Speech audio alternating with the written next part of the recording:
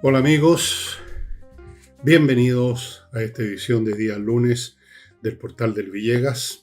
Hey, el corredor inmobiliario que realmente es veloz comparado con otros, por supuesto todo es relativo, en lo que es vender o arrendar lo que usted pone en sus manos. Tienen métodos especiales, trabajan como locos y se concentran en pocos encargos. Esa es la clave del éxito. Segundo, Remodeling, una empresa con puros profesionales para arreglar pisos, para pintar, muebles de cocina también, cambiarlos, arreglarlos, qué sé yo. Tienen especialistas, modelistas especializados, arquitectos para obras mayores. Estimados amigos, una empresa profesional que está siempre ahí, que responde. Y termino con el método EVE. Si usted quiere eliminar esas imperfecciones que no se eliminan corriendo o bajando o tratando de bajar de peso, que es muy difícil, o qué sé yo. Si usted quiere eliminar esa barriga que le cuelga, la celulitis, etc. Perdón. El método EVE está hecho para eso, fue traído de Corea del Sur, va dirigido específicamente a eliminar esos problemas. No es un resultado indirecto de quizás si corro todos los días 20 kilómetros. No, esto va directamente al tema. Método EVE se imparte en 3 locales, uno en Vitacura, otro en Concón y otro en Los Ángeles, en el sur. Ocurrió lo que algunos temían que ocurriera y otros temían que no ocurriera en la intervención de Estados Unidos hasta el momento localizada en la guerra entre Irán e Israel. Localizada porque Estados Unidos se limitó, entre comillas digo limitó porque fue una operación importante, a bombardear 3 centros nucleares de Irán, donde se está preparando uranio enriquecido sin otra finalidad a ese nivel de enriquecimiento que hacer bombas nucleares. Uno en Fordow, otro en Natán y otro en Ifasán o Ifashan.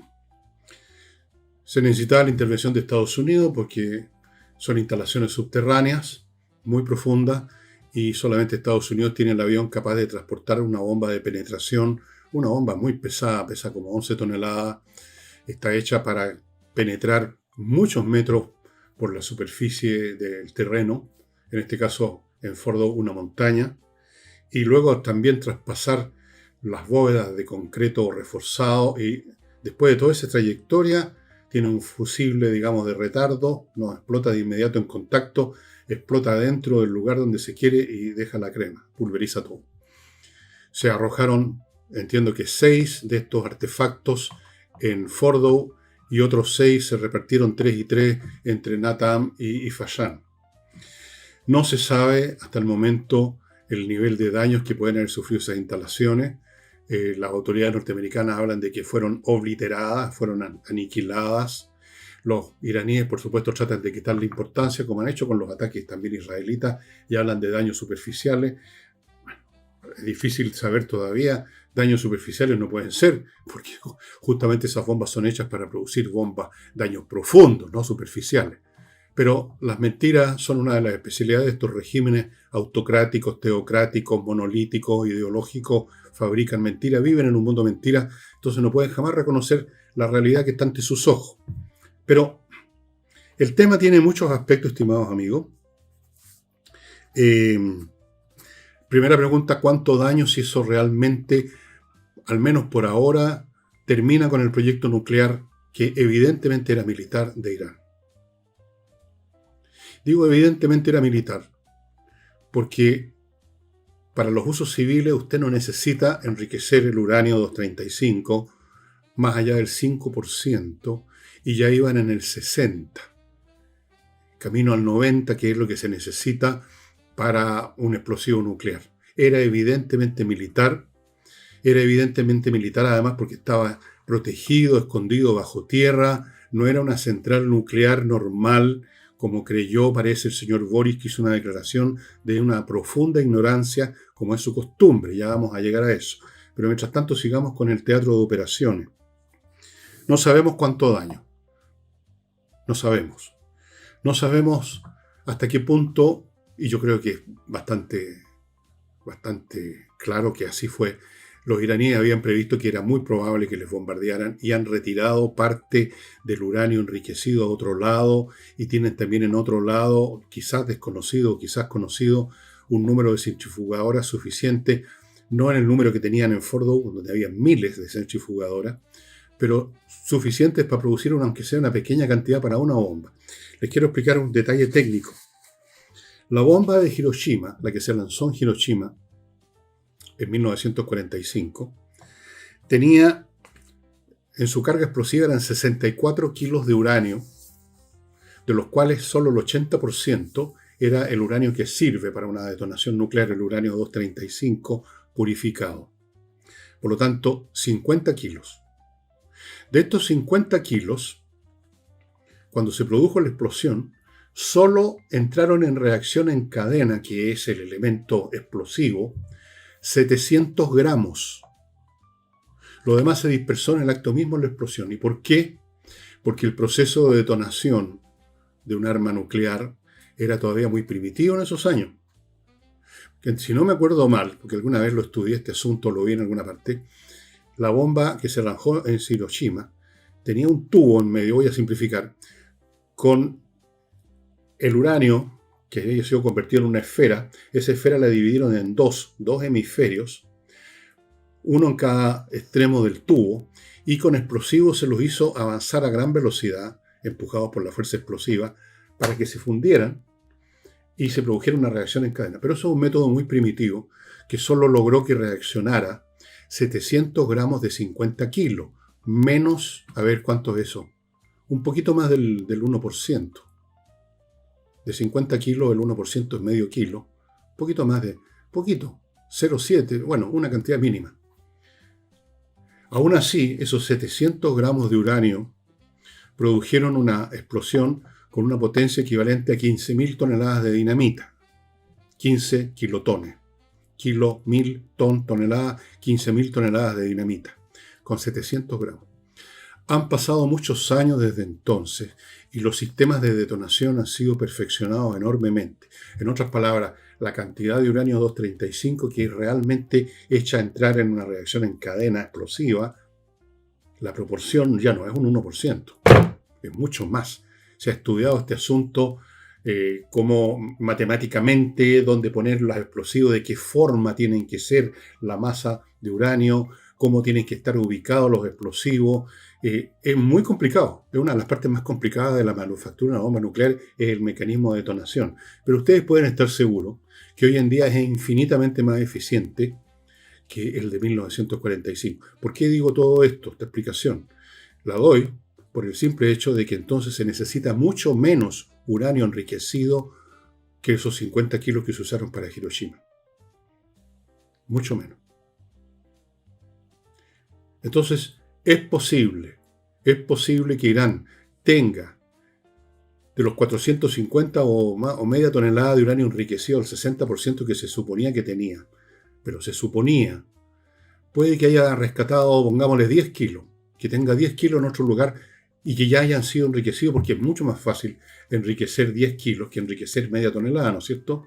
No necesita tanta centrifugadora. En fin, lo que les quiero decir es de que bien podría ocurrir que no se terminó con el programa nuclear iraní, que los iraníes tienen suficientes centrifugadoras y explosivos de uranio 235 para fabricar al menos una bomba, y con una bomba es suficiente para destruir Israel, literalmente.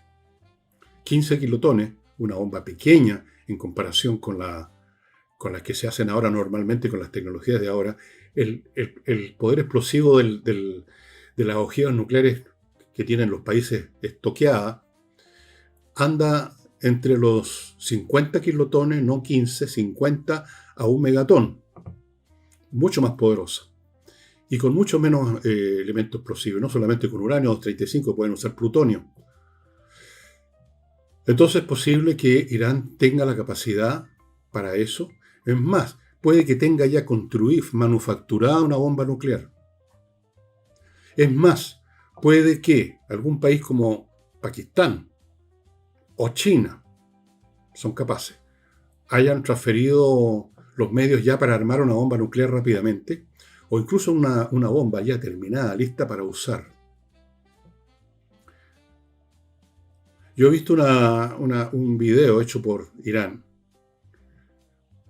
un video hecho en estos días, durante los ataques israelitas, donde, como una amenaza para Israel y para el mundo, se muestra la ojiva de un explosivo, la punta como de un obús, con el signo de radiación atómica que todos conocen, y una mano acariciando y anunciando que podría pasar cualquier cosa. Entonces, un Irán cuya capacidad militar ha sido literalmente aniquilada, están de rodillas en ese aspecto, en el aspecto convencional. Un Irán en cuyos cielos los aviones israelíes vuelan como Pedro por su casa, matando oficiales del ejército, científicos, jefes militares y cualquier personal que les parezca peligroso, destruyendo los lanzadores, destruyendo las instalaciones militares, destruyendo las oficinas, los lugares de comando de todo tipo, ahora destruyéndole probablemente en un grado importante, como mínimo, las centrales con las bombas norteamericanas. Es un país que está en ese estado anímico en que ya no se piensa en qué es lo mejor, que lo mejor sería para en este caso, por ejemplo, que se terminara la guerra. Para Irán sería lo mejor una rendición, o como quieran llamarla, tregua, pero terminarla porque están aniquilando el país. Pero la razón, llegado un momento, y usted todos lo entendemos, eso es una cosa que nos pasa a los individuos, pasado cierto límite de estar sufriendo humillaciones, de estar sufriendo ataques, de estar sufriendo que nos peguen, hasta el más cobarde, hasta el más racional, digamos, ve rojo y reacciona con el afán de al menos hacerle algún daño al adversario, ¿no es así? Entonces, para mí el tema, y yo creo que para muchos, no ha acabado con este bombardeo. ¿Quién sabe lo que puede hacer Irán en el plano nuclear? Yo sospecho que tienen la capacidad todavía para manufacturar, o incluso si ya la tienen lista o la adquirieron de otro lado, tienen lista una respuesta nuclear para vengarse. Ahora, si hacen eso, si hacen estallar una bomba nuclear en Israel y matan a cientos de miles de personas, Israel va a reaccionar con tutti, y con tutti significa con sus 90 más o menos, que se calcula que tienen 90 artefactos nucleares que no son de 15 kilotones, son probablemente de 50, 100 o 1 megatón, y se acaba Irán. Pero recuerden la psicología que se produjo en el mundo nazi, el año ya 44 en adelante, donde no había ninguna oportunidad, ninguna, de ganar esa guerra, ni siquiera de llegar a una especie de tablas y llegar a algún acuerdo. Habían perdido toda esperanza. Y siguieron peleando, a costa de la demolición total de hasta la última aldea alemana con las bombas aliadas. Y no solo eso, sino que quisieron vengarse y las llamaron las armas de la venganza, a las B1 y las B2, que no cambiaron el curso de la guerra, pero mataron 2 o 3 mil personas, más o menos. Un tremendo esfuerzo científico para un fin realmente irrelevante desde el punto de vista militar. Matar 2.000 personas no cambia una guerra. Y enormes recursos invertidos científicos, tecnológicos, materiales en producir las B1 y las B2. O sea, se entra en esas lógicas, estimados amigos.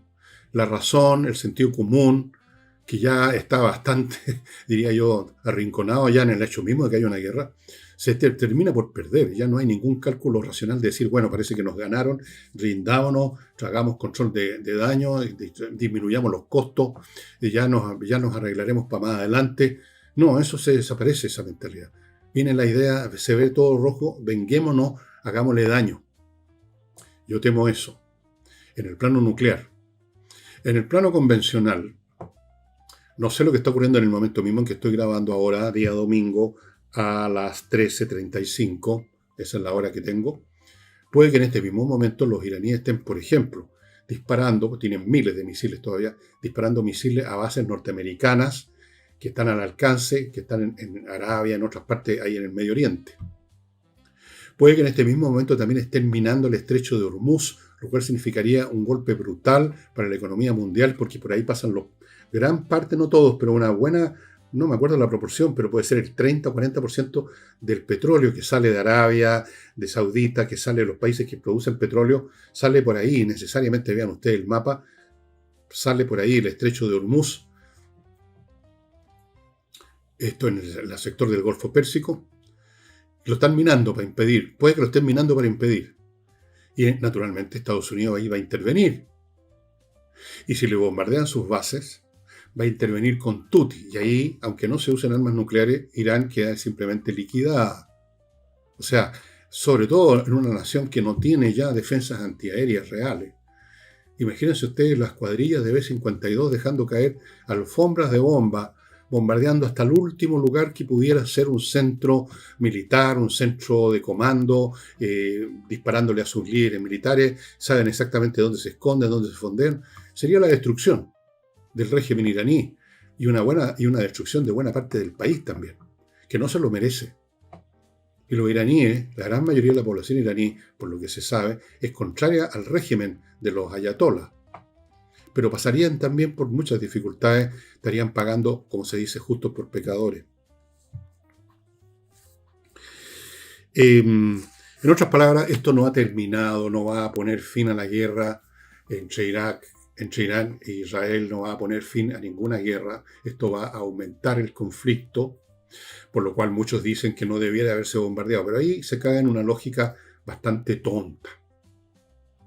No porque algo sea costoso, significa entonces que no hay que hacerlo. Porque no hacerlo puede ser aún más costoso. Pongo un ejemplo súper simple. Una persona tiene una pierna con gangrena y hay que cortarla. Es una cosa tremenda, amputar una pierna. Pero ¿cuál es la opción? Que la gangrena se expanda por todo el cuerpo y la persona se muera. Hay costos que hay que asumir para evitar costos mayores. Pero hay personas que solamente ven el primer costo, el costo de la medida. Y ponen los ojos en blanco y les viene el pacifismo y les viene el lloriqueo y les viene la estupidez y dicen no debió haberse hecho esto. Yo pregunto, ¿cuál era la opción? ¿Dejar que Irán siguiera adelante en su proyecto y pudiera producir 20 bombas atómicas? Y de esa forma chantajear no solo a Israel, si no lo han aniquilado, pero por lo menos chantajearlo totalmente.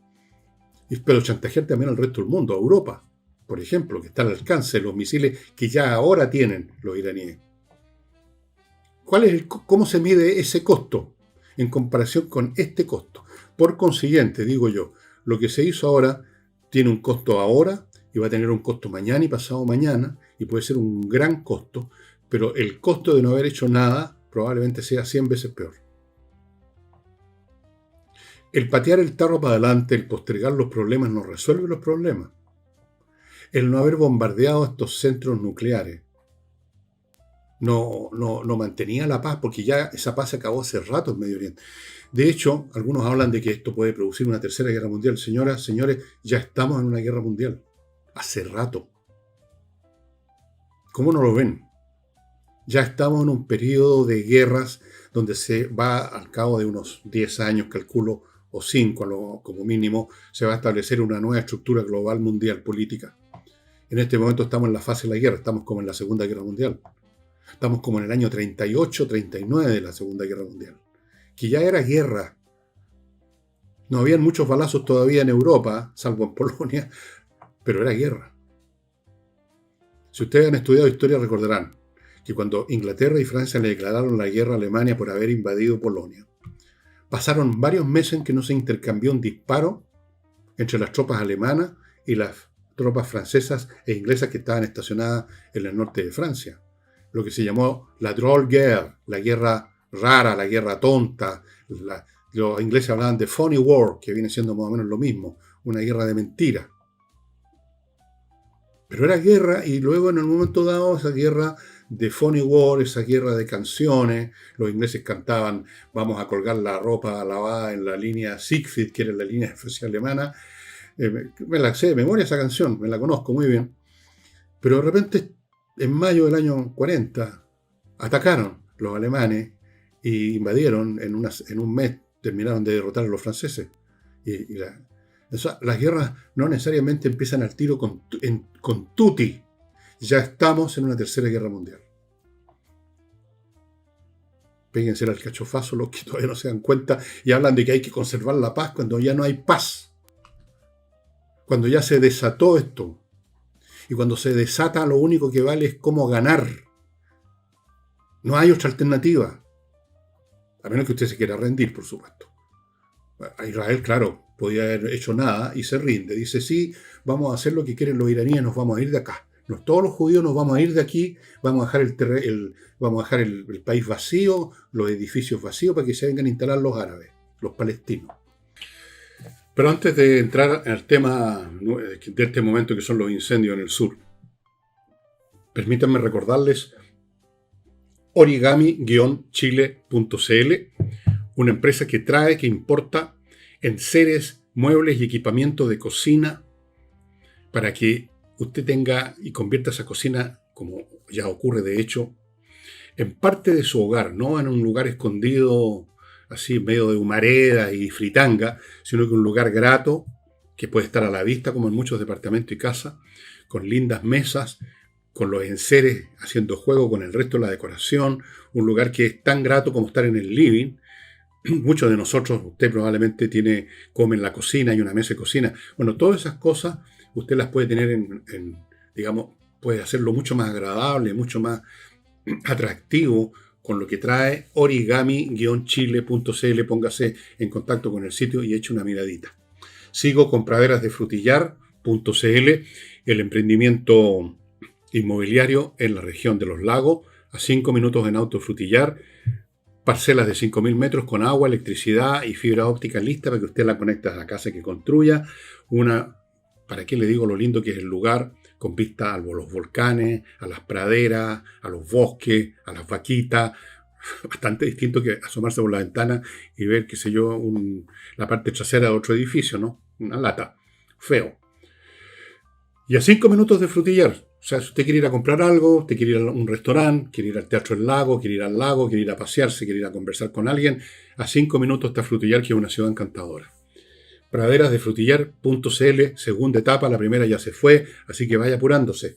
Sigo con Fastmark.cl, empresa chilena también de transporte desde Estados Unidos a Chile, de lo que usted encargue. Puede ser una empresa que encarga container con mercadería, con piezas y repuestos, lo que sea, o puede ser un particular que compra cualquier cosa, por chica que sea, una lapicera, por ejemplo, en Wyoming o en Colorado, se la van a traer con la misma eficiencia, con la misma rapidez, con la misma diligencia con que tienden a las empresas. Fastmark.cl. Y termino este bloque con Autowolf.cl, la empresa que viene a su casa y en 24 horas deja la carrocería de su vehículo como nuevo. Garantizado, porque hicieron ese tratamiento con un auto mío muy viejo del siglo pasado, quedó impeque. 24 horas. Estupendo. Usted está mirando el trabajo que hacen, la calidad del trabajo que hacen.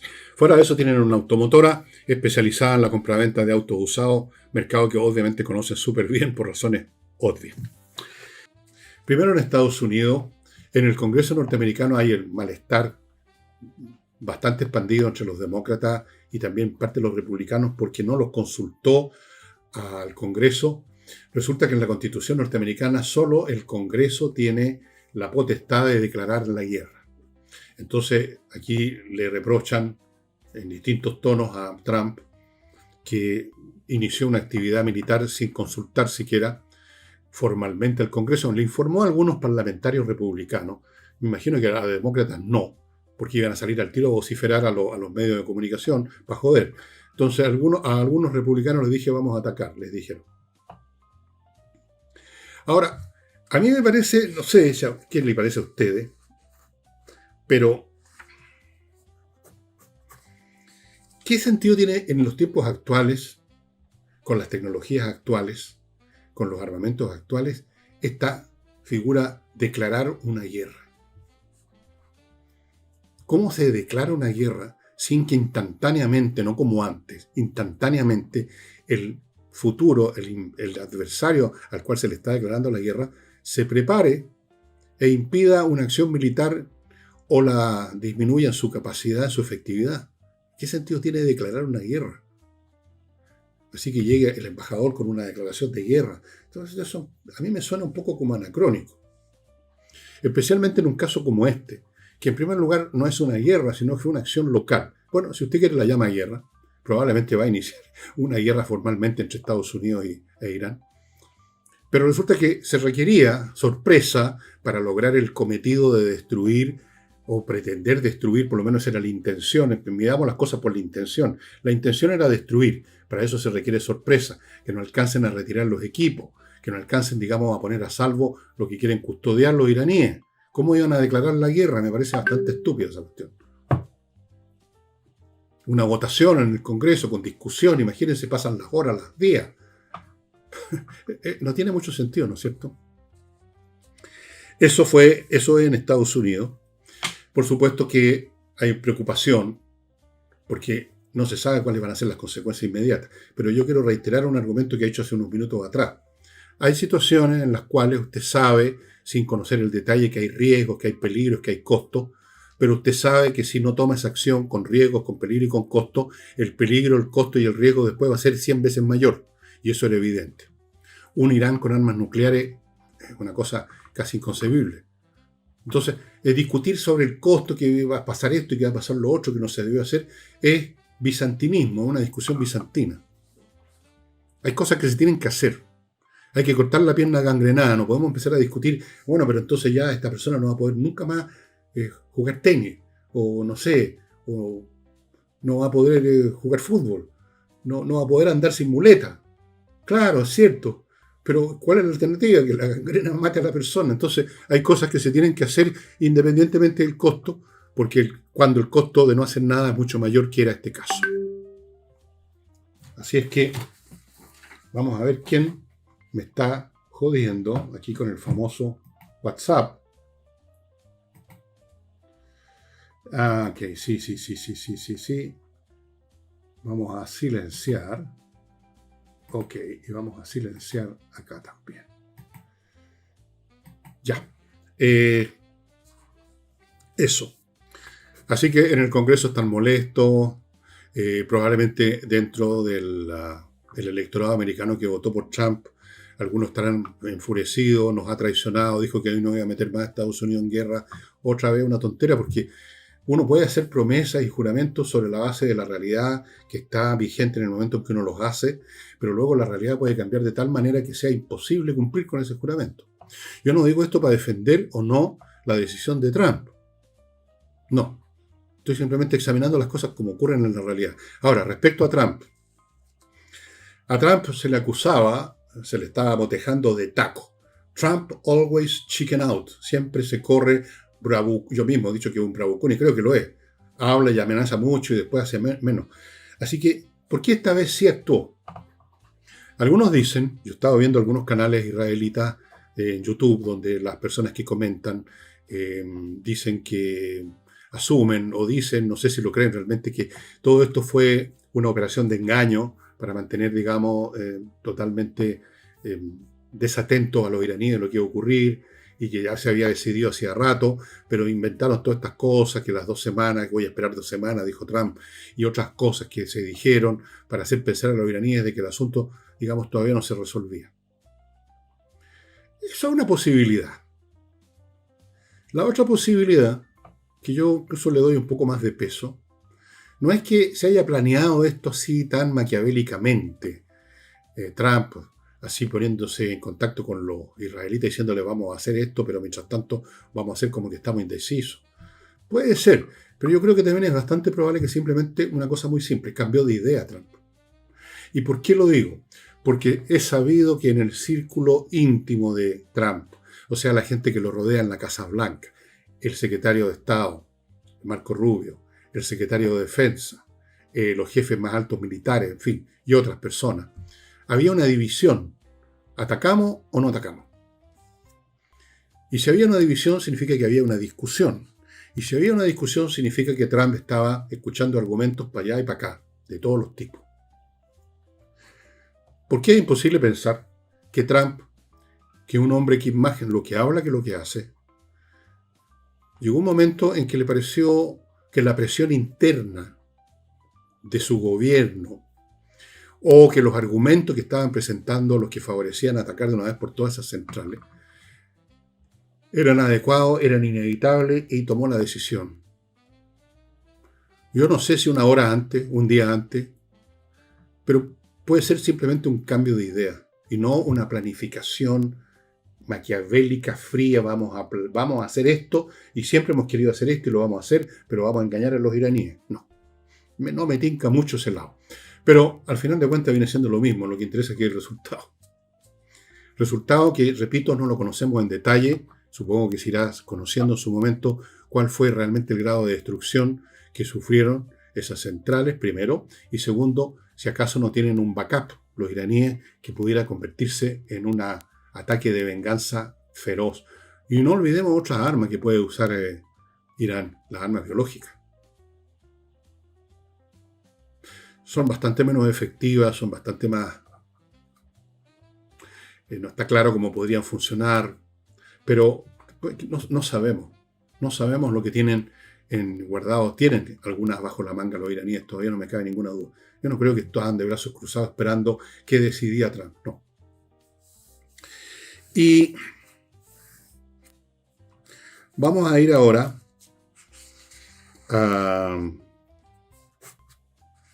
la declaración de Boric y de la Cancillería chilena.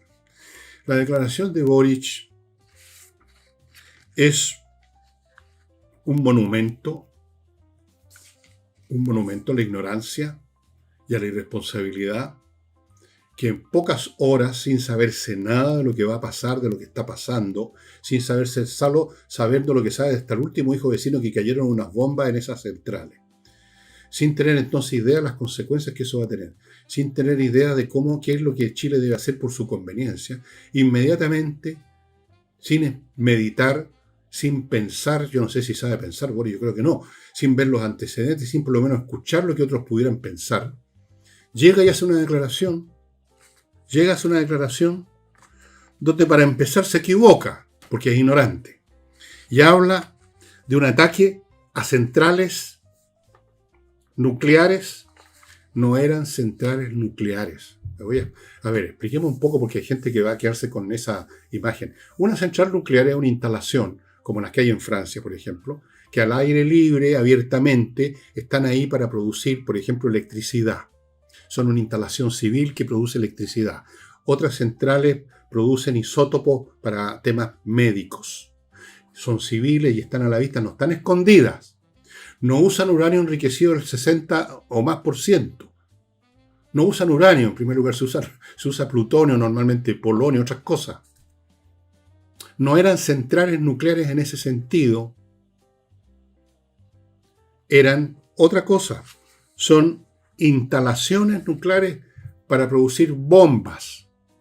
Porque no hay otra explicación para el enriquecimiento del 60% más que para producir bombas, señor Boric. No para producir electricidad, no para producir isótopos, no, para producir bombas. Fábrica de bombas, en otras palabras.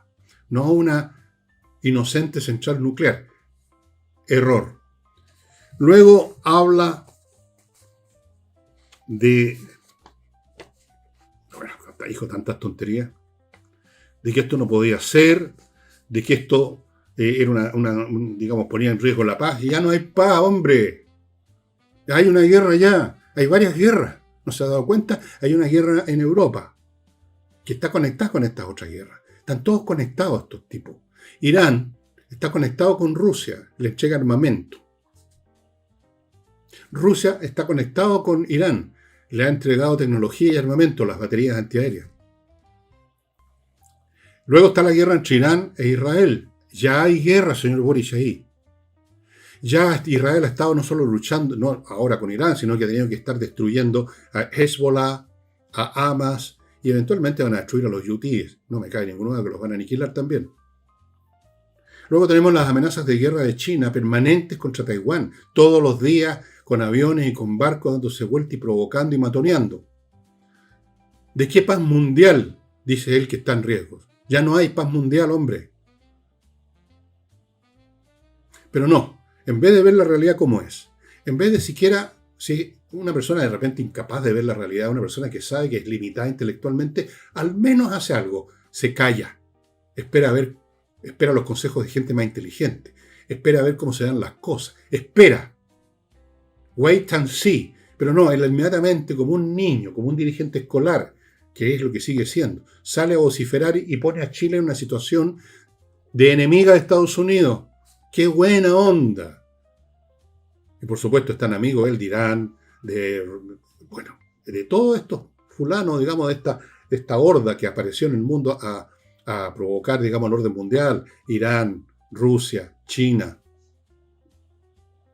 Corea del Norte, se me estaba olvidando Corea del Norte, que entiendo que ya el gordito chico, ese ridículo, está ofreciendo la ayuda a Irán. Ayuda, bombas nucleares, ¿qué otra cosa? Esto ya es guerra, entiéndalo. Entonces, cuando ya hay una guerra, hay que tener cuidado con quién se junta uno. Y si no quiere juntarse con nadie o no sabe cuál le conviene al país, porque usted es presidente de Chile, no un tonto dirigente estudiantil. Uno por lo menos se queda callado, por último, para pasar colado, para parecer como neutral, para que nadie lo mire a uno, para que no se acuerden de uno. Pero no, tenía que salir bombásticamente. Voy a recordarle unos cuantos servicios y productos que pueden ser de utilidad para usted según cuál es su trabajo o la empresa que tiene. Por ejemplo, si usted tiene una empresa a propósito o gestiona una empresa, todos los años debiera hacer lo que usted hace con su salud, ir a un centro médico que le hagan un chequeo. Todos los años usted debiera hacer un chequeo de su logística para no perder plata, para no perder clientes, para no perder. Y muchas veces estas pérdidas son invisibles. Usted está preocupado con la contabilidad, la finanzas y no se da cuenta de lo que pasa en la logística. Bueno, póngase en contacto con sliconsultores.cl para que le hagan un escáner a su logística y descubran lo que está funcionando mal, le ofrezcan un modelo de funcionamiento óptimo y le encuentren el personal adecuado. Funcione bien. Ya no se puede trabajar a media en el mundo. Los que hacen las cosas a media, a la virulí, como se decía, están jodidos. Sigo con compreoro.com. Una gran oportunidad para tener una defensa financiera y además una tremenda inversión es comprar oro y plata en compreoro.com. El metal precioso como tal, en moneda o en lingote, 99% de pureza certificado por la Universidad Católica para que usted tenga, como digo, tanto una defensa financiera como una tremenda inversión. Los precios subieron enormemente el año pasado y van a seguir subiendo. Y termino este bloque con flamencas.cl, el sitio donde usted ubica a este grupo de artistas del flamenco para que le organicen un evento particular, privado de usted, de su familia, una reunión de su familia, un cumpleaños, una boda, un bautizo, lo que sea. Quiere tener un espectáculo precioso, póngase en contacto con flamencas.cl. También están disponibles para restaurantes, corporaciones, o sea, empresas que quieran en un evento, digamos, tener este número, por ejemplo, cuando sacan al personal a un paseo afuera de Santiago. Bueno, hay muchas cosas que ellos están disponibles para actuar. Bueno, la Cancillería trató un poco de corregir, así, pero sin decirlo, las palabras de Boris. Entonces, no hablaron de, como habló Boris, de una central nuclear, sino que hablaron de una instalación nuclear. Pero igual, como no son muy listos, miren ustedes lo que dijeron. Dijeron que hay una protección, no sé en qué sentido, el derecho internacional, que en realidad es una cosa que nunca ha existido más que en las palabras y en la imaginación de los juristas. El derecho internacional protege las instalaciones nucleares civiles. Pero resulta que Fordow y Fashan y Natán, o Natas, no son instalaciones civiles. ¿Qué instalación civil, señor canciller, señor von Claveren, se mete bajo tierra a 100 metros de profundidad? ¿Usted ha visto alguna planta nuclear que produce electricidad en Francia que esté enterrada bajo, que esté a 100 metros de profundidad? ¿Y que esté tratando de purificar el uranio al 90%? No, ¿no es cierto? No son instalaciones civiles, son instalaciones militares. Una instalación militar es una instalación que tiene fines militares. Fíjese usted qué sencillo. Ya sea donde hay centros de comando o depósitos de municiones o fábrica de armamento. En este caso, fábrica de armamento. Fábrica de bombas nucleares por el proceso previo de purificar el explosivo nuclear, el uranio 235. Así que no son instalaciones civiles. ¿De dónde sacó que eran instalaciones civiles el señor von Claveren y su horda de genios que tienen ahí? ¿Quiénes tiene ahí en la Cancillería? ¿Quién redactó esa tontería? Que el derecho internacional protege, gozan, dijo. Bueno, Voy a explicarle otra cosa más al señor von Claver y a todos estos juristas al peo y diplomáticos que realmente son para la risa. Nunca ha existido el derecho internacional y les voy a explicar por qué. El derecho es un conjunto de reglas legales, normativas, o sea, todo un aparato jurídico que regula la relación de distintos sujetos en el seno de una sociedad. Regula cómo se deben comportar cuando hacen determinadas transacciones, qué derechos tiene cada parte respecto al otro, o sea, qué deberes tiene cada otro respecto a su contraparte. Esa es primera cosa. Segundo, hay un aparato para regular eso si hay una diferencia entre las partes, son los tribunales. Tercero, hay un aparato que es el Estado, que tiene una fuerza coercitiva, la fuerza pública que se llama, para poner en vigor las decisiones en los tribunales. Si no hay estas tres cosas, no hay derecho. No hay derecho. El derecho se cumple, o las relaciones entre las personas, cuando son honestas, claro, se cumple, entre otras cosas, porque inconscientemente o en un segundo plano se sabe que si no se cumple, el otro va a recurrir a un tribunal, el tribunal va a dictar una resolución, y si yo pretendo no cumplirla, van a llegar a buscarme los carabineros a la casa y me van a hallar preso. O sea, hay un aparato coercitivo. Sin ese aparato coercitivo y sin una relación y digamos una norma que establezca relación entre las partes, no hay derecho. Ahora, el derecho internacional no tiene la parte coercitiva. El derecho internacional pueden ustedes poner todas las reglas que quieran. Y hay millones de reglas inventadas por los juristas, por los charlatanes de este mundo. Y hay de repente también tribunales, como el Tribunal de la Haya, por ejemplo. Pero no hay un aparato coercitivo. El Tribunal de la Haya, hace años atrás, dictaminó, por ejemplo, que China no es propietario del mar de la China, que no puede llegar y hacer lo que se le da la gana, fabricar esas islas artificiales y decirse propietario prácticamente del 90% del mar de la China. El Tribunal de la Haya, conforme al derecho internacional, dijo que no. ¿Y qué hizo China? Se pasó por el culo esa declaración del Tribunal de la Haya. ¿Y qué podía hacer el Tribunal de la Haya? ¿Mandar a los carabineros? No existe el derecho internacional. En el mundo de las relaciones entre las naciones sigue rigiendo la conveniencia, los intereses y la fuerza, no el derecho. El derecho es muy importante para los que viven del derecho, los abogados, los juristas, los burócratas internacionales, los señores que se ponen una túnica negra y cantinflean desde los tribunales internacionales. Solamente si a las partes les conviene, esos dictámenes internacionales tienen efecto. Por ejemplo, el Tribunal de la Haya estuvo viendo nuestras diferencias fronterizas con Perú en un momento y con Bolivia en otro.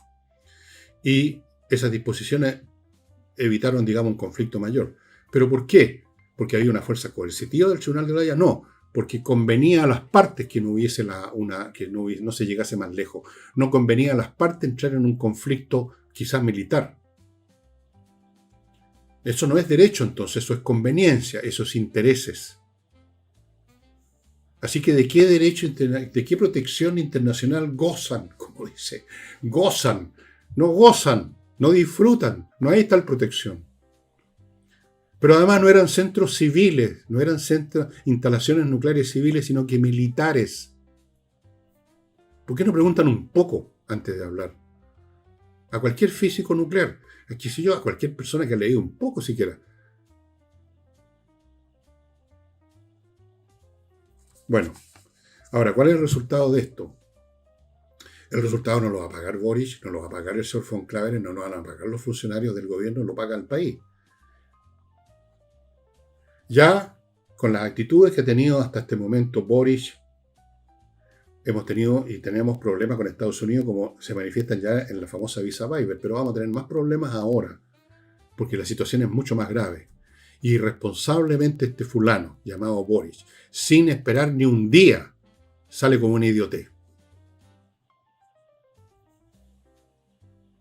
Por supuesto recibió el apoyo de los tarados. Por ejemplo, apareció el señor Diego Ibáñez, uno de los más connotados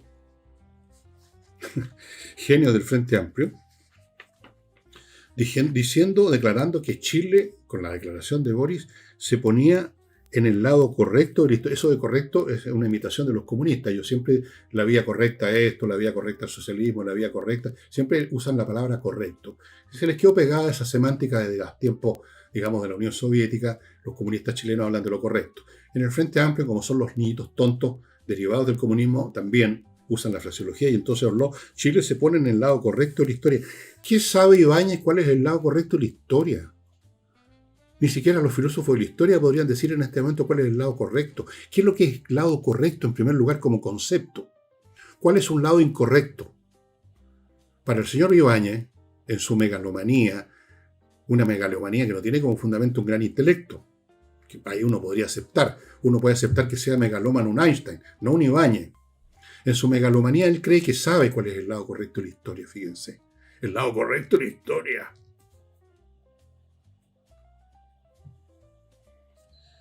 Y habló del silencio cómplice, porque como hay otros, mucho más inteligentes que Ibáñez y mucho más inteligentes que Boris, que no han dicho ni una palabra, incluso si les disgusta la acción de...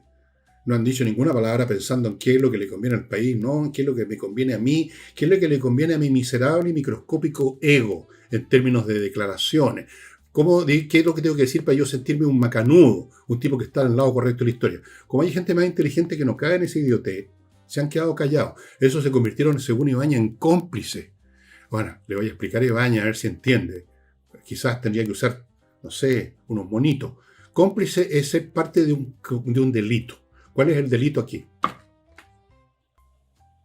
No hay un delito, hay una acción militar. A usted le puede gustar una acción militar, usted la puede considerar una equivocada acción militar, a usted le puede preferir, digamos, seguramente usted está con los iraníes, no me cabe duda. Pero eso no es ser cómplice, no es un delito. Un acto de guerra es un acto de guerra, no es un delito, porque en un acto de guerra en el mundo internacional no se está rompiendo ninguna jurisdicción, como le expliqué recién a usted, espero. No existe ningún derecho internacional real que se rompa o no se rompa. Entonces, cómplices, silencio cómplice, le debe haber sonado bien, porque es una frase hecha, el silencio cómplice, es una frase que está hecha y se puede pegar en distintas situaciones. Entonces la pegó aquí, en esta situación. Silencio cómplice. O sea, como Kass no ha dicho nada, un silencio cómplice. Como Namatei no ha dicho nada, un silencio cómplice. Cómplices del crimen que se inventó el señor Ibáñez. Que él sí, lo que pasa es que él estaba en el lado, qué idiota, en el lado correcto de la historia del señor Ibáñez. Ya parece que lo estoy viendo con su barbita y bigote, serio, porque se ponen todos serios, se ponen a como a mirar el cielo, se ponen con los ojos en blanco, en el lado correcto de la historia. No, yo diría, yo no soy filósofo de la historia, pero me da la impresión que tanto el señor Ibáñez como todos los demás Willy Willis del Frente Amplio, es una expresión sureña, Willy Willis, están en el lado más que incorrecto, están en el lado obsoleto de la historia, están en el lado momificado de la historia.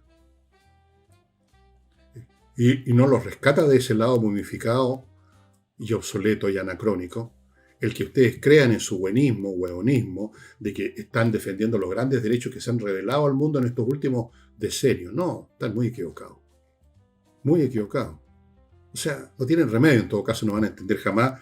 Hay que derrotarlos, no jamás van a entender. Quizás cuando lleguen más a viejos, algo pispen de lo tontos que eran, pero por el momento dicen que están en el lado correcto de la historia. InsightChile.cl. Si usted quiere estar bien con el tema tributario, no quiere tener problemas con el servicio de impuestos internos, si quiere tener un cumplimiento tributario adecuado y optimizar la carga fiscal que eso significa, si usted quiere salir de los problemas que ya quizás se metió por algún motivo, porque no se dio cuenta, por descuido, y quiere regularizar, todo eso lo hace InsightChile.cl, una empresa que lleva 15 años prestando este servicio con profesionales dedicados, contadores, auditores que revisan las cosas para que usted pague lo correcto, abogados tributaristas, expertos en el tema, gente que está todo el tiempo actualizándose y que rinden un excelente servicio, y por eso que Insight Chile tiene 15 años operando. Póngase en contacto con ellos. No olvide que tener un contador a lo mejor baratieri, que lo hace mal, es usted el que va a pagar el costo, no el contador, cuando las cosas estén mal declaradas. Sigo con Controller.cl, una empresa que ayuda a otras empresas a ordenar, profesionalizar, mejorar la gestión financiera, administrativa, el control de procesos, todo. Todo. ¿Cuánto tiempo están en el mercado? 20 años. Otra empresa entonces exitosa que cumple con su cometido. Estimados amigos, ¿dónde ubican a Controller? Controller.cl simplemente. Si usted quiere tener bien gestionada su empresa, financieramente, administrativamente, la gestión, los procesos administrativos, todo, póngase en contacto. Insisto, uno puede contactarse, ver qué le ofrecen, ver qué uno puede ganar, no hay ningún compromiso, lo menos que puede hacer es contactarse y ver qué puede ganar su empresa. Continúo con el ajedrez, ya les he contado que es una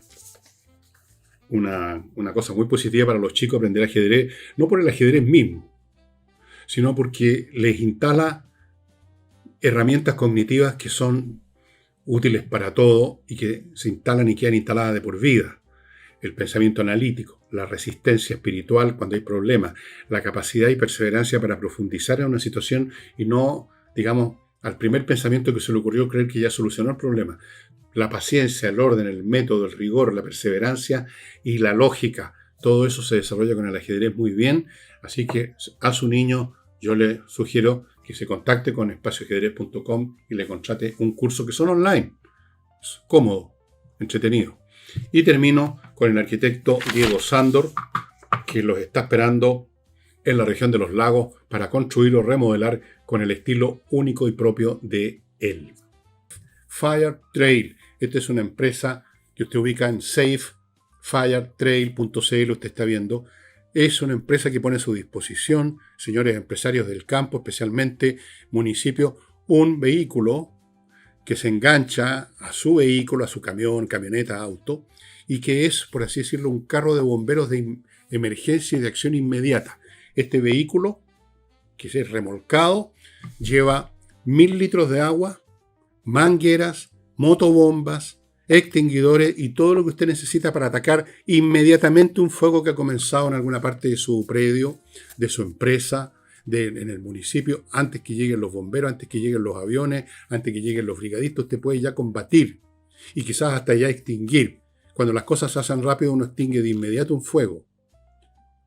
Usted de inmediato actúa porque tiene ahí el vehículo, lo engancha en 2 minutos y sale con él y llega con, por así decirlo, este carro de bomberos de su propiedad a combatir de inmediato el fuego. Yo creo que si yo tuviera un predio agrícola que no tengo, tendría uno de esos, así como en la casa tengo extinguidores por si acaso. Así que amigos, safefiretrail.cl. Eche una miradita a este vehículo, muy interesante.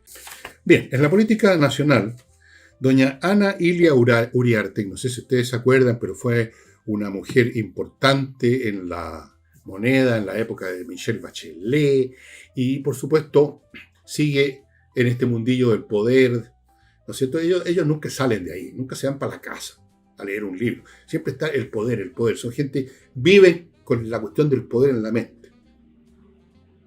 Bueno, ha hecho unas declaraciones y las voy a comentar. Dijo, no tenemos, ella y Carolina Toá, porque ella es parte del comando, por supuesto, está metida en el poder, es parte del comando de Carolina Toá.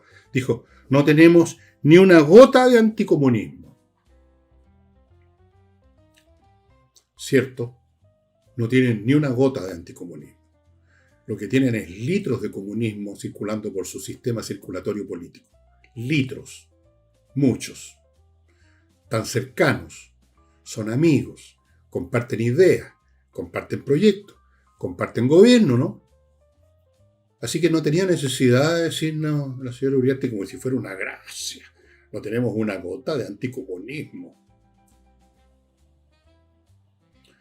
Los comunistas lograron, con el paso del tiempo, convertir el concepto y la postura anticomunista como una cosa horrorosa, satánica, una cosa absurda, pasional, mala. El anticomunista es un tipo que es como para llevarlo a la casa de Orate, una figura política, digamos, que no corresponde. Pero eso es simplemente una interpretación de los propios comunistas sobre el anticomunismo. Y aquí sería bueno hacer un pequeño análisis, cosa que seguramente la señora Uriarte es incapaz de hacer, en cuanto a las posturas políticas que se pueden tener. Hay muchas posturas políticas que se mueven por definición en posiciones intermedias. En cualquier eje, señora Uriarte, en cualquier línea, hay más puntos intermedios que puntos extremos. Hay solo dos puntos extremos, donde empieza y donde termina la línea, ¿no es cierto? Eso yo creo que lo entiende. Por lo tanto, hay muchos más puntos intermedios, más cercanos a un polo o al otro, y otros que están justo al medio casi, muchos puntos intermedios, ¿ok? Ya. En política también, no son tantos los puntos intermedios, pero hay algunos. Cuando se trata de posturas intermedias, cuando uno se enfrenta a una persona que tiene ideas distintas a las nuestras, pero esas ideas distintas están más o menos en algún punto intermedio de este vector. Y uno también está en un punto intermedio distinto, pero en un punto intermedio es posible llegar a acuerdos, conversar, hacer promedio, llegar a puntos intermedios entre los puntos intermedios, digamos. Pero cuando usted se enfrenta a alguien que está en una posición extrema, que le quiere derrumbar, como lo dicen ellos mismos, todo el sistema institucional en el cual usted vive, cree, o por lo menos se ha adaptado a él, a pesar de sus defectos. Cuando hay alguien que en forma extrema quiere echar todo abajo, incluyéndolo usted no puede sino adoptar también una actitud extrema, y en este caso anticomunista. El comunista está en una postura extrema, quiere echar abajo las instituciones de salud, de educación, quiere destruir el ejército chileno tal como es ahora, las Fuerzas Armadas, quiere destruir la previsión como es ahora, quiere destruir la salud, quiere destruir la ISAPRE, quiere destruir hasta nuestro lenguaje, nuestra manera de pensar. ¿Qué se hace contra eso? Uno se pone contra eso, se pone contracomunista o anticomunista, como quieran decirlo. Es una necesidad política y semántica ser anticomunista, porque la única forma de oponerse a un comunista es ser anticomunista. No hay posturas intermedias para combatir contra una postura extrema. Cuando esas personas han emergido en la historia de la humanidad, en la historia política e ideológica de la humanidad, las personas que tratan de moderar, que tratan de tender puentes, son aniquilados, son pisoteados, se les pasa por encima, porque la lucha no está en ese plano ya, son anacrónicos. Así que no hay ningún pecado ser anticomunista. No. Es una necesidad para los que no son comunistas. Así como para los comunistas es una necesidad ser comunista. Es una fe. Y el que no participa de una fe no va a ser respetado por el que tiene la fe, va a ser perseguido, como hacen todas las religiones en sus momentos de expansivo. Los que no creen son paganos, son enemigos de Dios, son enemigos de nosotros, hay que destruirlos. Los comunistas usarán un lenguaje más suave ahora porque no tienen el poder físico, lo están tratando de tener. Lo están tratando de tener y hasta cierto punto lo tienen con sus famosos primeras líneas y todos esos energúmenos que sacan cuando tocan ellos un botón, con los cuales ya nos están amenazando para la próxima pasada política. Así que, sí, no son anticomunistas, la señora Uriarte, la señora Toá, son filocomunistas, cuarto, octavo comunistas, por ahí. Y amigos, y antes de irme, amigos, hace rato que no lo hacía, les muestro mis libros, OVNI, o sea, libros que están en mi librería en este momento. Este no es mío, es de Francisco Saldívar. OVNI, que trata el tema OVNI. Identidad Animal, de Francisco Saldívar, que trata una cosa muy interesante, el lenguaje. Lo importante, es que cosa más obvia, pero hay que ver cómo. Las cosas obvias son las primeras que hay que examinar, porque son obvias, no las examinamos y nunca las entendemos bien. La importancia del lenguaje. El lenguaje, el dominio del lenguaje. ¿Qué pasa con grupos, por ejemplo, que no llegan a dominar el lenguaje de otro grupo que llegó y se convirtió en la élite gobernante? ¿Qué pasa con esos grupos humanos? ¿Qué pasa con las personas, los individuos, las clases que no dominan bien el lenguaje? Bueno, es muy interesante el libro. Y está la relación con el mundo natural también, una visión no talibana, una visión inteligente sobre nuestra relación con las demás criaturas del mundo. Y el OVNI, que trata el tema, obviamente, de si hay o no hay vida inteligente que no sea humana. Yo no sé si es tan inteligente la inteligencia humana por lo demás. Aquí están varios temas relacionados con eso. El libro ha gustado mucho, se está yendo muy rápido, pero fuera de eso, en mi sitio, elvillegas.cl/tienda, hay varios combos. Hay uno de 9 libros con toda clase de temas, porque son 9 libros distintos sobre las más diversas cuestiones que ustedes pueden conseguir a precios muy reducidos, y lo mismo cualquier libro que esté disponible de los que nos quedan de anteriores ediciones. Bueno, amigos, sería todo por hoy. Vamos a ir viendo esta semana y seguramente por mucho tiempo adelante las consecuencias que yo creo que se van a dar muy rápido de este bombardeo norteamericano a estas bases, a estas instalaciones nucleares militares, señor Boric, no centrales civiles. El señor Claveren, protegida por el derecho internacional, que no existe en la realidad. Existe solamente en los libros, existe en las cabecitas de los jurisconsultos, de los diplomáticos. Ellos viven de eso, pues, de creer que eso es real. No es muy real. Es más bien un mundo bastante fantasioso. La realidad es otra, muy distinta. Intereses y fuerza. Con eso se gobierna el mundo. Y eso sería todo, estimado amigo. Nos estamos viendo mañana martes con Nicole Rodríguez. Chao.